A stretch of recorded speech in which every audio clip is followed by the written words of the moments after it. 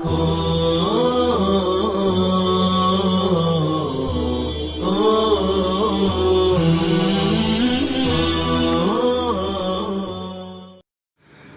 اللہ الرحمن الرحیم الحمد للہ رب العالمین والصلاة والسلام علی سید الانبیاء والمرسلین محمد وعلی آلہ وصحبہ اجمعین اما بعد. عزیز طلبہ کرام، مختارات من ادب العرب کا یہ 24واں سبق ہے، جس میں ہم انشاءاللہ اخوان الصفا کے سلسلے کو آگے بڑھائیں گے اور ایک بہترین عبارت اور عمدہ پیراگراف کو سمجھنے اور حل کرنے کی کوشش کریں گے. اس گزشتہ کل ہم یہاں پہنچے تھے کہ جب شکاری نے کچھوے کو اپنے جال میں پھنسا لیا تو اس کے دوستوں ہرن، کوے اور چوہے کے غم میں اضافہ ہو گیا، اور وہ لوگ جمع ہو کر کچھوے کو چھڑانے کے سلسلے میں مشورہ اور تجویز طے کرنے لگے. تو اسی سلسلے میں سب سے پہلے چوہا گفتگو کرتا ہے اور نہایت فصیح اور بلیغ اور پرحکمت گفتگو پیش کرتا ہے، جس کے جواب میں ہرن اور کوا گویا ہوتے ہیں کہ صرف زبانی فصاحت و بلاغت اور جمع خرچ سے کام نہیں بنے گا، بلکہ ہم کو اس کے لیے کوئی حکمت عملی اپنانا پڑے گی اور اقدام کرنا پڑے گا، اس لیے کہ دوستوں کو ایسے ہی موقع پر آزمایا جاتا ہے. تو دیکھیے عبارت ہے: وقال الجرد ما ارانا نجاوز عقبة من البلاء الا صرنا في اشد منها. چوہے نے کہا، میں صرف یہ دیکھ رہا ہوں کہ ہم مصیبت کی ایک گھاٹی کو پار نہیں کرتے کہ اس سے زیادہ سخت میں جا پڑتے ہیں، اس سے زیادہ مشکل اور دشوار میں پڑ جاتے ہیں. ما ارانا، ارا یرا یرا رؤیتن سے مضارع واحد متکلم کا صیغہ ہے. نا ضمیر منصوب مفعول بھی واقع ہو رہی ہے. ما ارانا، میں اپنے آپ کو، میں ہم کو نہیں دیکھتا. اور رؤیت کبھی نگاہ سے ہوتی ہے اور کبھی قلب و دماغ سے، تو اس اعتبار سے اس کا ترجمہ سوچنا، غور و فکر کرنا، سمجھنا بھی کیا جاتا ہے. ما ارانا، میں نہیں سمجھتا، ما ارانا، میں نہیں دیکھتا. پھر آگے استثناء کیا گیا ہے جس سے حصر کا معنی پیدا ہوا. میں تو صرف یہ سمجھتا ہوں، میں تو صرف یہ دیکھ رہا ہوں. نجاوز باب مفاعلت سے ہے، جاوزہ یجاوز مجاوزتاً، پار کرنا، آگے بڑھنا. عقبتن کی جمع عقبات، عقاب پہلے بھی گزرا ہے. گھاٹی کو کہا جاتا ہے پہاڑ میں جو دشوار راستہ ہو. سرنا صار یسیر، سیرورت سے ہے. سرنا ماضی جمع متکلم، ایک حالت سے دوسری حالت میں چلا جانا، منتقل ہونا. فی اشد منہا ای فی عقبۃ اشد منہا، اس سے زیادہ سخت مصیبت کی گھاٹی میں واقع ہو جاتے ہیں. اور اشد کو ہم نے منہا شبہ جملہ کی طرف مضاف مانا، اس لیے غیر منصرف کو منصرف پڑھا گیا ہے. وَلَقَدْ صَدَقَ الَّذِي قَالَ لَا يَزَالُ الْإِنسَانُ مُسْتَمِرًّا فِي إِقْبَالِهِ مَا لَا يَعْثُرُ فَإِذَا عَثَرَ لَجَّ بِهِ الْعِثَارُ وَإِن مَشَى فِي جَدَدِ الْأَرْضِ. اور کہنے والے نے بہت سچ کہا ہے کہ انسان مسلسل ترقی کرتا رہتا ہے، آگے بڑھتا رہتا ہے جب تک اسے ٹھوکر نہ لگے. جب اسے ٹھوکر لگ جاتی ہے تو پھر مسلسل ٹھوکر لگتی رہتی ہے.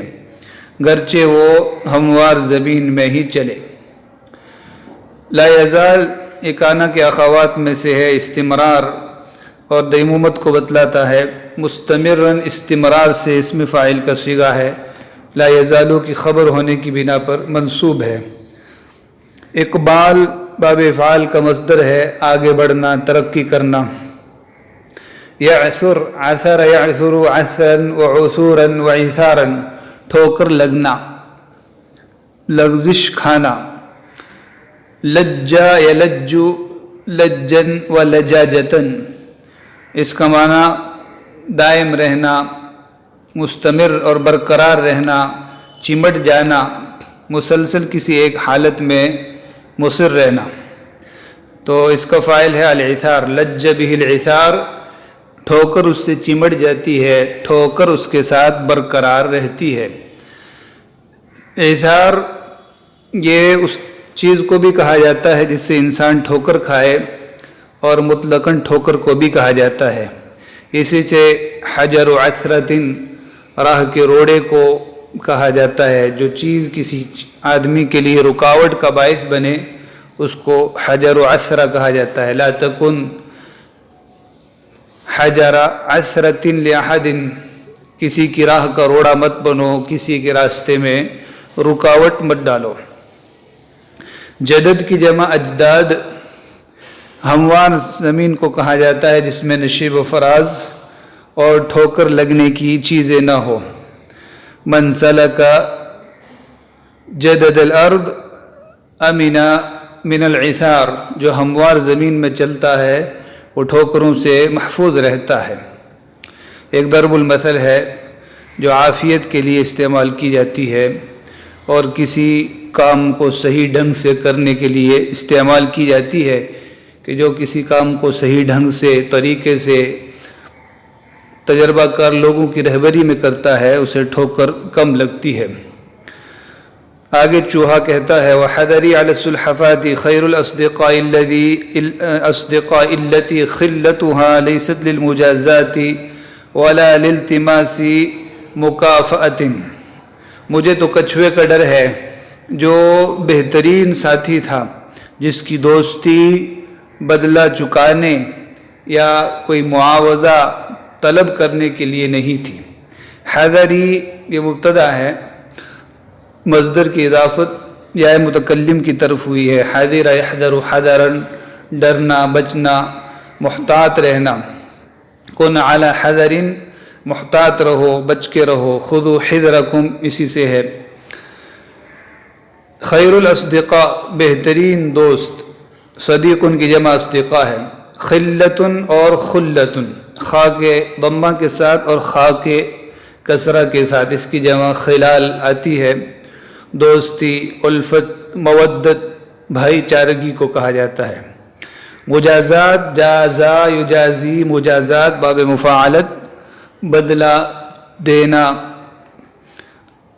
کیف تجازی تجازا، جیسا تم کسی کو بدلہ دو گے ویسے ہی وہ تم کو بدلہ دے گا، جیسا تم کسی سے برتاؤ کرو گے ویسا ہی برتاؤ تمہارے ساتھ کرے گا۔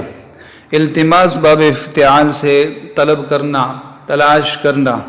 مکافأتن یہ بھی باب مفاعلت سے ہے، عوض دینا، بدلہ دینا، انعام دینا۔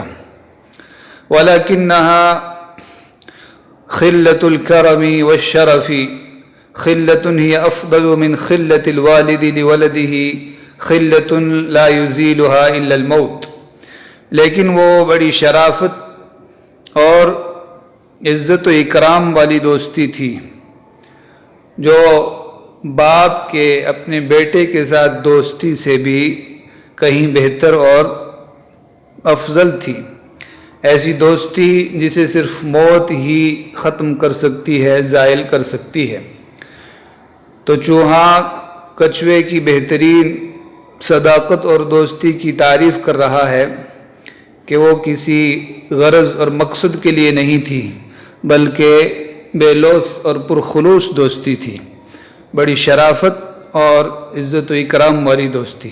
کرم باب کرما سے ہی ہے، کرما یکرم کرمن، اس کے معنی سخی ہونا، معزز ہونا، تو کرم، سخاوت،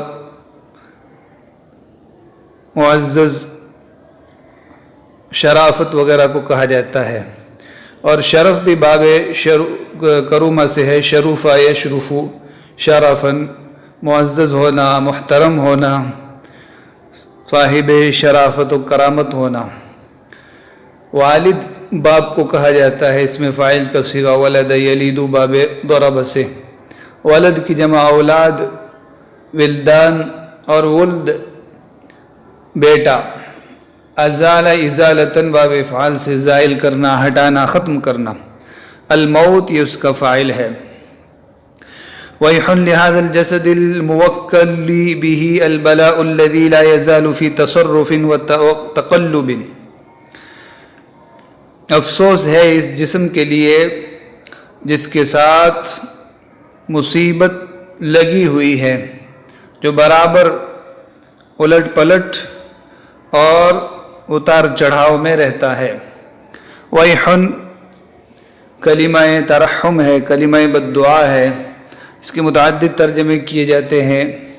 وَيْح افسوس ہے، وَيْحٌ ناس ہو اس جسم کا، جسد کی جمع اجساد، الموکل یہ باب تفعیل سے اس میں مفعول کا صیغہ ہے، جسے کوئی چیز سونپی گئی ہو، جس کے ساتھ لگا دی گئی ہو، تو موکل کا فاعل ہے البلا، جس کے ساتھ بلا کو لگا دیا گیا ہو، جس کے ساتھ بلا مسلسل لگی ہوئی ہو۔ جیسے عربی کہاوت ہے البلاء مؤکل بالمنطق یا البلاء موکل بالقول، بات کے ساتھ مصیبت اور آفت لگی ہوتی ہے۔ آدمی منہ سے جیسے بول نکالتا ہے ویسے ہی رویے اور ویسے ہی حالات کا اس کو سامنا کرنا پڑتا ہے۔ تصرف اور تقلب یہ باب تفاعل سے ہے، ہیر پھیر، الٹ پلٹ، اونچ نیچ۔ ولا يدوم له شيء، کوئی چیز اس کے لیے برقرار نہیں رہتی، وہ کسی حالت پر برقرار نہیں رہتا۔ دام يدوم دوما ودواما، برقرار رہنا، قائم اور دائم رہنا، شیء اس کا فاعل ہے۔ ولا يلبث معه امر، اور اس کے ساتھ کوئی معاملہ، کوئی حالت و کیفیت برابر نہیں رہتی، ٹھہرتی نہیں۔ آگے اس کی مثالیں پیش کر رہا ہے۔ کما لا يدوم للطالع من النجوم طلوع، جیسا کہ طلوع ہونے والے ستارے کے لیے طلوع ہونا برقرار نہیں رہتا، یعنی طلوع ہونے والا ہر وقت طلوع نہیں رہتا بلکہ اس کو غروب کا سامنا کرنا پڑتا ہے۔ طالع طلع یطلع، طلوع باب نصر سے اس میں فاعل کا صیغہ ہے، اس کا مصدر طلوع ہے، اور یہاں پر لا يدوم للطالع من النجوم طلوع، يدوم کا فاعل طلوع ہے۔ ولا للآفل منها افول، اور نہ ڈوبنے والے ستارے کے لیے ہمیشہ ڈوبنا رہتا ہے۔ افل یأفل افولا دوسرے ابواب سے بھی آتا ہے لیکن زیادہ مشہور نصر ہے، اور نہ ڈوبنے والے کے لیے ہمیشہ ڈوبنا رہتا ہے۔ فلما افلا قرآن کریم میں ہے جب ڈوب گیا۔ لیکن لا يزال الطالع منها آفلا والآفل منها طالعا، لیکن ان میں سے طلوع ہونے والا مسلسل ڈوبتا رہتا ہے اور ڈوبنے والا طلوع ہوتا رہتا ہے۔ گویا کہ انقلابات جہاں یہ مسلسل رہتے ہیں۔ حضرت شیخ الہند رحمہ اللہ کا ایک بہت بہترین شعر ہے، انقلابات جہاں واعظ رب ہیں سن لو، ہر تغیر سے صدا آتی ہے ففہم ففہم۔ دنیا میں جو کچھ اتار چڑھاؤ اور الٹ پلٹ ہو رہا ہے یہ واعظ رب ہیں، رب تعالیٰ کی طرف سے ہمیں وعظ و نصیحت کرنے والی چیزیں ہیں کہ سمجھ جاؤ۔ ہر تغیر سے، ہر عدل بدل سے یہ صدا آتی ہے ففہم ففہم، سمجھ جا سمجھ جا۔ آگے کہتا ہے وَكَمَا تَكُونُ آلَامُ الْكُلُومِ وَانْتِقَاضُ الْجِرَاحَاتِ كَذَلِكَ مَنْ قُرِحَتْ كُلُومُهُ بِفَقْدِ إِخْوَانِهِ بَعْدَ اجْتِمَاعِهِ بِهِمْ، جس طرح زخموں کی تکلیفیں اور زخموں کیا اور زخموں کا اچھا ہونے کے بعد دوبارہ بگڑ جانا، دوبارہ ہرا ہو جانا ہوتا ہے، اسی طرح اس شخص کی کیفیت ہوتی ہے جس کے زخم تازہ ہو گئے ہوں دوستوں کی اکٹھے ہونے کے بعد جدا ہو جانے سے۔ کذالک من قرحت قلوبہ، یہی حالت ہے اس شخص کی جس کے زخم قرحت تازہ ہو گئے ہوں، دوبارہ لگ گئے ہوں۔ کیسے؟ بفقد اخوانہ بعد اجتماعہ بہم، دوستوں کے ساتھ اکٹھا ہونے کے بعد دوستوں کے جدا ہو جانے سے، رخصت ہو جانے سے، چلے جانے سے۔ تو تکونو کا اسم ہے آلام القلوم، اور آلام یہ علم کی جمع ہے، تکلیف کو کہا جاتا ہے، درد کو کہا جاتا ہے۔ قلوم یہ کلم کی جمع ہے، کلم زخم کو کہا جاتا ہے، کلمہ سے ہے یہ۔ کلمہ کو بھی کلمہ اس لیے کہا جاتا ہے کہ بسا اوقات کلمے سے دوسرے آدمی کو زخم لگتی ہے، اور یہ جو باتوں کے زخم ہوتی ہے، باتوں کے جو تیر ہوتے ہیں، یہ تلوار اور نیزے کی تیروں سے بھی زیادہ سخت ہوتے ہیں۔ جراحات السنان لها التیام ولا یلتام ما جرح اللسان، کہ تیر کے، تلوار کے تو گھاؤ بھرے، لگے جو زخم زباں کے، رہے ہمیشہ ہرے۔ انتقاض، انتقض کا معنی ہوتا ہے اچھا ہونے کے بعد دوبارہ بگڑ جانا، زخموں کا دوبارہ تازہ ہو جانا، ہرا ہو جانا۔ انتقض الامر بعد التئامہ، انتقض الامر بعد التئامہ، بات سنورنے کے بعد بگڑ گئی، بات بننے کے بعد بگڑ گئی۔ تو انتقض ٹوٹ جانا، بگڑ جانا، زخم کا اچھا ہونے کے بعد دوبارہ ہرا ہو جانا۔ جراحات زخم کو کہا جاتا ہے، مفرد جراحتن۔ قرح یقرح قرحا، زخم لگانا، اسی سے قرح جمع قروح زخموں کو کہا جاتا ہے۔ تو من قرحت قلوبہ، جس کے زخم لگے ہوں، جس کے زخم تازہ ہو گئے ہوں، بفقد اخوانہ بعد اجتماعہ بہم، دوستوں کے ساتھ اکٹھا ہونے کے بعد ان کے جدا ہونے سے۔ فقد یفقد، باب ضرب یضرب سے ہے، فقد فقدان، فقدان کھو جانا، چلا جانا، ضائع ہو جانا۔ تو یہ چوہے کی فصیح اور بلیغ اور پر از حکمت تقریر تھی، گفتگو تھی، جس میں بہت ساری عمدہ تعبیریں اور بہت سارے حقائق تھے۔ اس کے اوپر ہرن کا ریمارک اور تبصرہ دیکھیے۔ فقال الظبی والغراب للجرد ان حذرنا وحذرک وکلامنا وان کان بلیغا کل منها لا یغنی عن السلحفات شیئا۔ تو ہرن اور کوے نے چوہے سے کہا، ہرن اور کوے نے چوہے سے کہا کہ ہمارا اور آپ کا خدشہ، ڈرنا اور آپ کا کلام گرچہ وہ بڑا بلیغ اور مؤثر ہے، ان میں سے کوئی چیز بھی ہرن کو فائدہ نہیں پہنچا سکتی۔ فرمایا، اس نے کہا کہ تو نے بہترین تقریر کی ہے، تیرا فصیح اور بلیغ کلام ہے، لیکن صرف باتیں کرنے سے اس کو کوئی فائدہ نہیں پہنچ سکتا۔ بلیغ یہ بلوغ یبلغ، بلاغت سے ہے، مؤثر ہونا، فصیح ہونا، شستہ ہونا۔ کل منہا، ہا ضمیر کا مرجع حذرک و حذر اور کلامک، یہ سب اس کا مجموعہ کل منہا اس کا مرجع ہے۔ لا یغنی عن السلحفات شیئا، کچھوے کو کچھ بھی فائدہ نہیں پہنچا سکتی۔ وَإِنَّهُ كَمَا يُقَالُ، اور بات یوں ہے جیسا کہ کہا گیا ہے۔ وہ ضمیر شان ہے، آگے کا جملہ اس کی وضاحت کر رہا ہے۔ حقیقت یہ ہے جیسا کہ کہا گیا ہے۔ انما یختبر الناس عند البلاء، مصیبت کے وقت لوگوں کی آزمائش ہوتی ہے۔ اختبر، اختبار، آزمانا، آزمائش کرنا، تو یختبر مجہول ہے، الناس اس کا فاعل۔ مصیبت کے وقت لوگوں کی آزمائش ہوتی ہے۔ وذو الامانۃ عند الاخذ والعطاء، اور امانت دار کی آزمائش لیتے اور دیتے وقت ہوتی ہے۔ جو آدمی امین ہے، امانت دار ہے، تو جس وقت اس کے پاس مال رکھا جائے اور جس وقت اس سے وہ کسی کو دے تو لیتے دیتے وقت اس کا امتحان ہوتا ہے۔ تو عند الاخذ والعطاء، لیتے وقت اور دیتے وقت اس کی آزمائش ہوتی ہے۔ امانت کی جمع امانات۔ والاہل والولد عند الفاقہ، اور گھر والوں اور بچوں کی آزمائش فقر و فاقے کے وقت ہوتی ہے۔ آسائش میں تو سب خوش و خرم رہتے ہیں، لیکن جب فقر و فاقے کی نوبت آئے تو اس وقت کون سچا محب ہے اور کون مطلب کا یار ہے، یہ فقر و فاقے کے وقت پتہ چلتا ہے۔ کذالک یختبر الاخوان عند النوائب، اسی طرح دوستوں کی آزمائش مصیبتوں کے وقت ہوتی ہے۔